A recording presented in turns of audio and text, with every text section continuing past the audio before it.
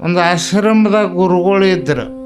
ನಿಮ್ಮಂಗೆ ಎಲ್ಲರೂ ಶಿಷ್ಯರು ಸೇವಾಕ್ಕೆ ಹೋಗ್ತಿದ್ರು, ಸೇವಾ ಮಾಡ್ತಿದ್ರು, ಭಕ್ತಿ ಮಾಡ್ತಿದ್ರು, ಎಲ್ಲ ಮಾಡ್ತಿದ್ರು. ಒಂದು ಇಬ್ಬರು ಗಂಡ ಹೆಂಡತಿ ಅವ್ರನ್ನ ಗುರುಗಳ್ನ ಕೇಳಿದ್ರು, ಯಪ್ಪ ನಾವು ಇಬ್ಬರು ಅಟ್ಟ ದುಡಿತೀವಿ, 5-6 ಮಕ್ಕಳ, ಖರ್ಚಿಗೆ ಸಾಲವಲ್ದು, ಹೆಂಗೆ ಮಾಡೋಣ? ಅವ್ರಂದ್ರು ಒಂದು ಚಲೋ ಪೈಕಿ ಗುಜರಾತ್ ಎಮ್ಮೆ ತೊಗೊಂಬ ಅಂತ, ಹರಿಯಾಣ ಎಮ್ಮೆ ತೊಗೊಂಬರ್ರಿ, ಅದ್ರ ಹೈನ ಮಾರ್ರಿ, ನಿಮಗೂ ಹಾಲ ಏನಾಕತಿ, ಅವ್ರಿಗೂ ಮಕ್ಕಳು ತಿಂತಾವು ಇದತ್ತು ಹೇಳಿದ್ರು. ತೊಗೊಂಡು ಬಂದ್ರು. ಮಳೆಗಾಲ ಇತ್ತು. ಮಳೆಗಾಲದಾಗ ಮಂಡಿ ಭಾಳ ಖುಷಿ. ಮಳೆಗಾಲ ಹೋತಂದ್ರೆ ಇದರ ಚಳಿಗಾಲ ಯಾವುದು ಇಲ್ಲ. ಅವು ಮತ್ತು ಅವು ಹೊಳ್ಸಾದ ದಂಡಿವು ಅವೆಲ್ಲ ಮೆದುದು ಇದ್ದವು. ದಿವಸ ಮುಂಜಾನೆ 10 ಲೀಟ್ರ, ಸಂಜೆಗೆ 8 ಲೀಟ್ರ್ ಹಿಂಡುತ್ತಿದ್ದೆವು. ಅವು 2 ಲೀಟ್ರಕ್ಕೆ ಬಂದವು. ಅವು ಎಷ್ಟು ಬಂತು ಬತ್ತದ ಎಮ್ಮೆ? 2 ಲೀಟ್ರಕ್ಕೆ ಬತ್ತ. ಅವು ಗಂಡ ಹೆಂಡತಿ ಮತ್ತೆ ಹೋಗಿ ಗುರುಗಳ ಕಡೆ ಹೋದ್ರೆ, ಯಪ್ಪ ಮತ್ತು ನೀವು ಹಿಂಗೆ ಹೇಳಿದ್ರಿ, ಅವು 8-10 ಲೀಟ್ರ್ ಹಾಲು ಹಿಂಡುದು ಹೋಗಿ ಈಗ ಮುಂಜಾನೆ 2 ಲೀಟ್ರ್ ಹಿಡ್ತತಿ, ಸಂಜೆಗೆ 1.5 ಲೀಟ್ರ್ ಹಿಂಡಾಕತೈತಿ, ಹೆಂಗೆ ಮಾಡೋದು?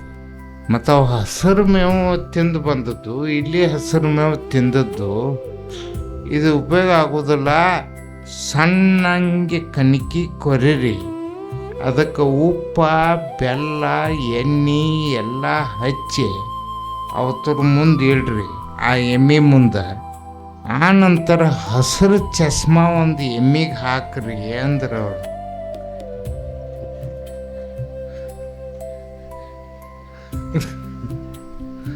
ಇಷ್ಟೆಲ್ಲ ರುಚಿ ಮಾಡಿ ಬುಟ್ಟ್ಯಾಗ ಇಡ್ರಿ, ಅದಕ್ಕೊಂದು ಎಮ್ಮಿಗೆ ಹಸಿರು ಚಮಚ ಹಾಕ್ರಿ.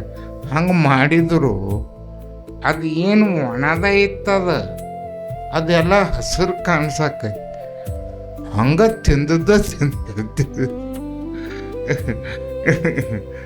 ಅಂದ್ರೆ ಈ ಜಗತ್ತ ಹಂಗೆ ಪರಮಾತ್ಮ ಮಾಯಾ ಭ್ರಾಂತಿದಿಂದ ಕೂಡ್ಸ್ಯಾನ.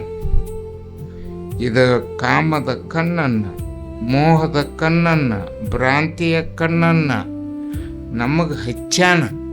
ಇದೆಲ್ಲ ಇದ ಕರೆ ಅಂತ ಅನಿಸೈತಿ. ಇದು ಕರೆ ಅಲ್ಲ. ನೀವೇನು ಸದಾಶಿವನ ನೆಂಬಿ ಸೇವಾ ಮಾಡ್ತೀರಿ ಅದು ಒಂದೇ ಕರೆ.